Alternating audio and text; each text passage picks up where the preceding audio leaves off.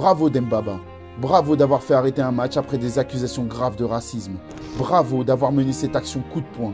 Et surtout bravo d'en avoir fait un combat depuis tant d'années. Les vrais héros ne portent pas de cape, ils portent des cagoules.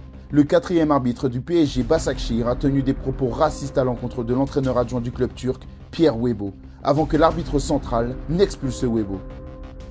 Aussitôt, Dembaba a sauvé le football d'une nouvelle honte en demandant des explications au quatrième arbitre.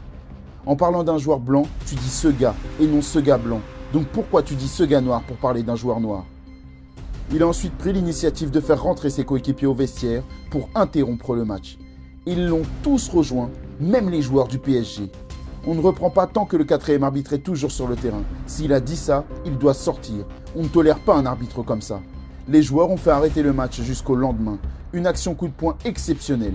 Arrêter un match de Ligue des Champions.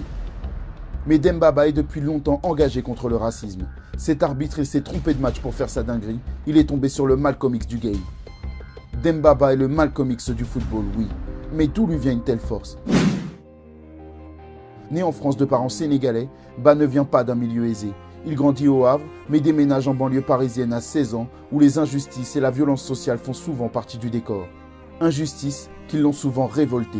Au passage, le football aussi lui permet de se forger ce caractère incroyable. Dembaba connaît un début de carrière à rebondissement et devient au fil du temps un véritable battant. S'il combat le racisme avec autant de force, c'est aussi parce qu'il en a été victime trop souvent, une fois étant déjà insoutenable. En 2011, alors qu'il évoluait à West Ham, il avait été victime d'insultes racistes d'un supporter déçu de la descente du club. En 2014, alors qu'il évoluait à Chelsea, il avait été victime d'insultes racistes d'un supporter de Liverpool, déçu qu'il marque contre son club. En 2018, alors qu'il évoluait au Shanghai chinois, il avait dénoncé des injures racistes d'un adversaire, finalement suspendu 6 matchs par la fédération chinoise. En 2019, il avait pointé du doigt la situation dans certains stades italiens. Plusieurs matchs avaient été perturbés par des incidents racistes. Des incidents impunis, comme souvent. Certains fans de l'Inter avaient même défendu les fans adverses coupables de cris de singe envers l'attaquant milanais Romelu Lukaku, en prétextant que les cris de singe étaient un moyen de déstabilisation sans fond raciste. Après ce communiqué lunaire, Dembaba avait eu des mots forts. Voilà la raison pour laquelle j'ai décidé de ne pas jouer en Italie quand j'en avais la possibilité. Et aujourd'hui, j'aimerais que tous les joueurs noirs quittent ce championnat. Cela n'arrêtera sûrement pas la stupidité ni la haine, mais au moins, ils n'affecteront pas les autres races.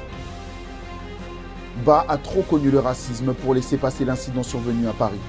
Demba est quelqu'un d'engagé. Il a défendu la cause de la minorité musulmane ouïghour contre laquelle la Chine est accusée d'atteinte aux droits de l'homme. Il a condamné les récentes affaires de violence policière en France. Enfin, quand 2 experts estimaient à la télévision française qu'il était logique de tester un futur vaccin contre le Covid-19 en Afrique, Dembaba n'en revenait pas. Bienvenue en Occident, là où le blanc se croit tellement supérieur que racisme et débilité deviennent banalité. Il est temps de se lever. Sur sa route, Ba n'a jamais laissé traverser le racisme ou l'injustice. Dembaba n'a ni cap, ni nom qui finit par man, ni pouvoir bionique. Mais il a sa place au rang des super-héros.